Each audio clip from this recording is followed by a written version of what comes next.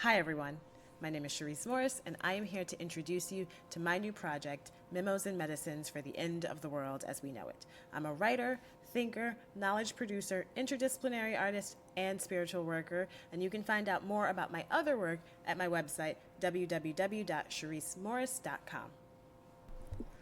This is a project growing out of my Substack newsletter by the same name, Memos and Medicines for the End of the World as We Know It. I've been writing that newsletter since 2020, and it was, of course, a pivotal time for everyone. I don't think I have to harp on the ways that that year pulled back the veil and uncovered so many harsh and disturbing truths about the world around us to people. I think in the quiet and solitude of that enormous amount of uncertainty, people were really able to take note of all of the issues that were presenting themselves for us as a society. And they were also beginning to say the quiet part out loud. But I found myself really frustrated because at one end of the work that I do, there were all of these spiritual influencers telling folks how to manifest their dream lives, despite the uncertainty and the chaos of the world, focusing folks on setting intention and making affirmations and manifesting their dream partners and lives and careers and futures. But they were completely neglecting the fact that our individual well-being, happiness, and dreams are deeply embedded in the context of the societies that we live within. What does it matter if someone manifests the exact partner, the exact house, the exact job, the exact circumstances that they want for the ultimate amount of happiness in their life, and tomorrow that entire dream life is destroyed by a natural disaster that was preventable if we lived in a society where people and the well-being of human beings, other creatures, and the environment were prioritized over the profit of a few. Then, on the other hand, we had the emergence of all of these political pundits who are so limited and so trapped within the system as it is today that they cannot begin to imagine anything beyond or outside of the world right now. There are people keeping folks in these silos of thought, keeping folks separated in these binaries that don't serve any of us of Republican or Democrat, and talking the same stuff that people have been talking for decades to ultimately keep the masses fragmented, fractured, and easily controllable and exploitable.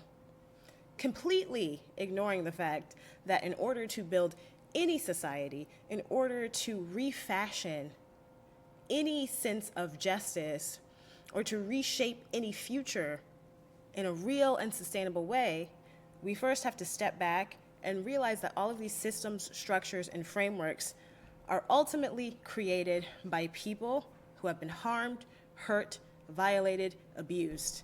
What these pundits ignore is the fact that all of these systems, structures, institutions are ultimately based on and built from philosophical ideologies and frameworks that are built from our understanding of ourselves, of each other, of our relationship to ourselves, and our relationship to the world around us.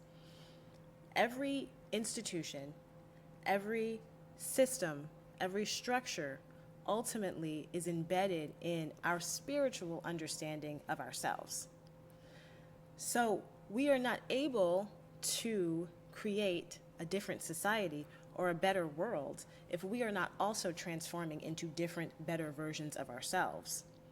We can't be the same people who are unhealed, traumatized, hurt from all of the wounds of the past building up over generations. We can't expect to be those people and to build anything better or different for our future if we have not first resolved, addressed, repaired, and healed as much of that as possible within ourselves and then within our communities and our larger societies.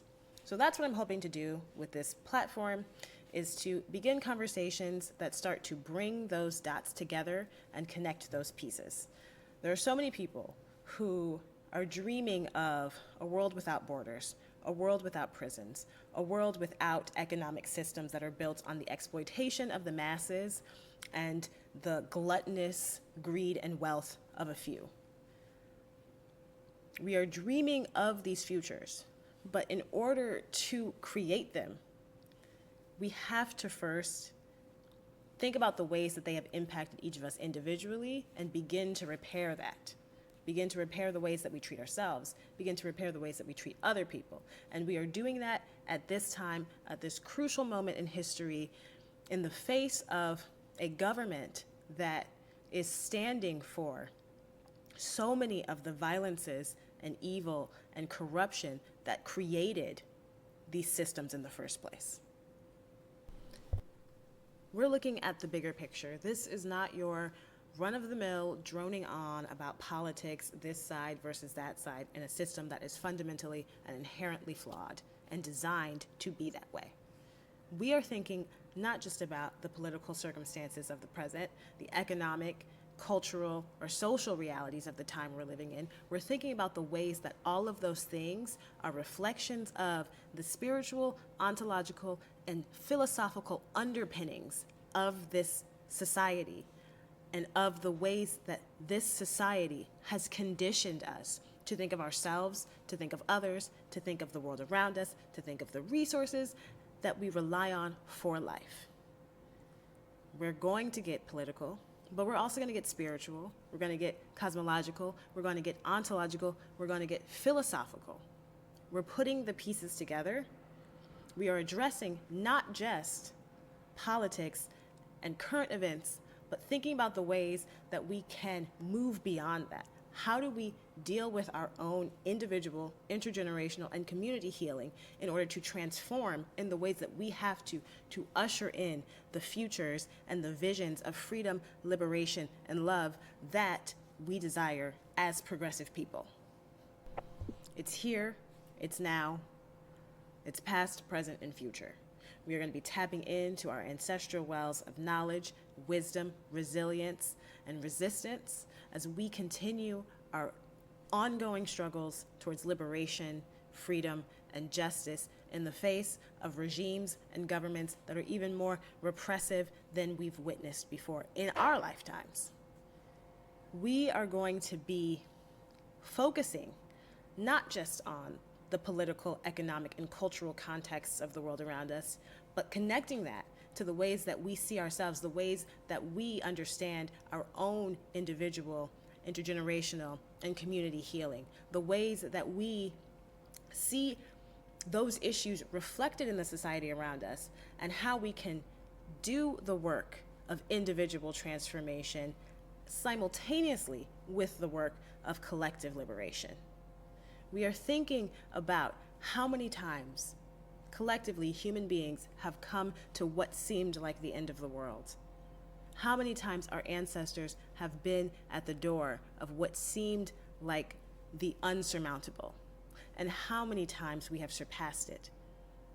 How many lives, how much has been endured for us to be here today, willing to confront and endure the harsh realities that await us, and the obstacles that those who wish to move us backward are going to place in front of us.